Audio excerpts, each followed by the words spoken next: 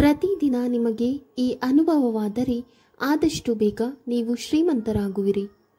ಇಂದಿನ ಕಾಲಘಟ್ಟದಲ್ಲಿ ಪ್ರತಿಯೊಬ್ಬ ವ್ಯಕ್ತಿಯು ಹಣವನ್ನು ಸಂಪಾದಿಸುವ ಆಸೆಯನ್ನು ಹೊಂದಿರುತ್ತಾನೆ.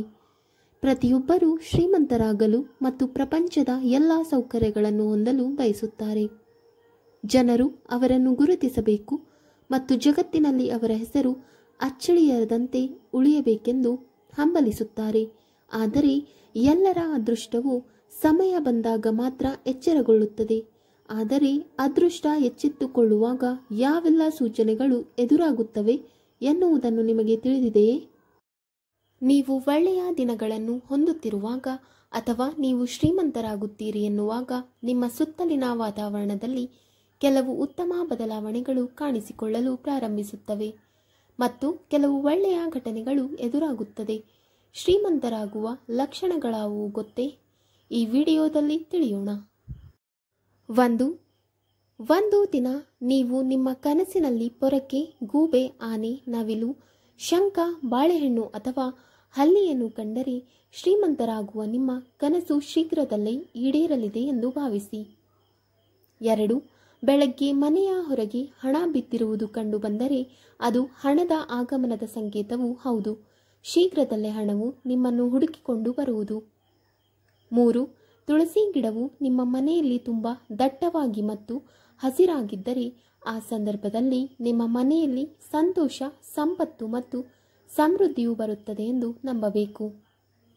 4. ಬೆಳಿಗ್ಗೆ ಹಸು ಮನೆ ಬಾಗಿಲಿಗೆ ಬಂದು ಕೂಗುತ್ತಿದ್ದರೆ ಅದನ್ನು ದೇವರ ಆಶೀರ್ವಾದ ಎಂದು ಭಾವಿಸಿ.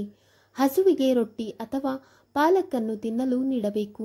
ಇದರರ್ಥ ಲಕ್ಷ್ಮೀ ದೇವಿಯೇ ಬಂದು ನಿಮ್ಮ ಮನೆ ಬಾಗಿಲು ತಟ್ಟಿದ್ದಾಳೆ ಎಂದರ್ಥ. 5. ಬೆಳಗ್ಗೆ ಮನೆಯಿಂದ ಕಚೇರಿಗೆ ಹೋಗುವಾಗ ಪ್ರತಿದಿನ 5 ದಿನ ಯಾರಾದರೂ ಗುಡಿಸುವುದನ್ನು ನೀವು ನೋಡಿದರೆ ಈಗ ನಿಮ್ಮ ಎಲ್ಲ ತೊಂದರೆಗಳು ದೂರವಾಗಲಿವೆ.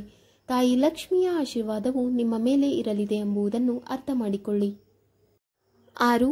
ನಿಮ್ಮ ಮನೆಯಲ್ಲಿ ಅಕಸ್ಮಾತ್ ಕಪ್ಪು ಇರುವೆಗಳು ಸಾಲಾಗಿ ಓಡುತ್ತಿರುವುದು ಕಂಡುಬಂದರೆ ಮತ್ತು ಅವು ಆಹಾರ ಪದಾರ್ಥಗಳನ್ನು ಬಾಯಲ್ಲಿ ಹಿಡಿದು ಓಡಾಡುತ್ತಿರುವುದನ್ನು ನೋಡಿದರೆ ಅದು ತುಂಬ ಶುಭ ಸಂಕೇತವಾಗಿದೆ.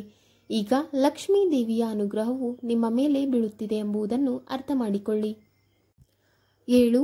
ಪಕ್ಷಿ ಅಥವಾ ಪಾರಿವಾಳದಂತಹ ಚಿಕ್ಕ ಮತ್ತು ಮುದ್ದಾದ ಪಕ್ಷಿಗಳು ನಿಮ್ಮ ಮನೆಯ ಯಾವುದೇ ಸ್ಥಳದಲ್ಲಿ ಗೂಡು ಕಟ್ಟಿದರೆ ಅದು ತುಂಬ ಶುಭ ಸಂಕೇತವಾಗಿದೆ.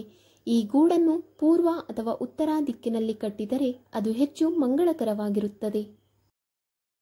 ವೀಕ್ಷಕರೇ, ನಿಮಗೆ ಈ ವಿಡಿಯೋ ಇಷ್ಟವಾದಲ್ಲಿ ಲೈಕ್, ಶೇರ್ ಆ್ಯಂಡ್ ಕಮೆಂಟ್ ಮಾಡಿ. ಮುಂದಿನ ವಿಡಿಯೋಸ್ಗಳಿಗಾಗಿ ಚಾನಲನ್ನು ಸಬ್ಸ್ಕ್ರೈಬ್ ಮಾಡಿ. ಧನ್ಯವಾದಗಳು.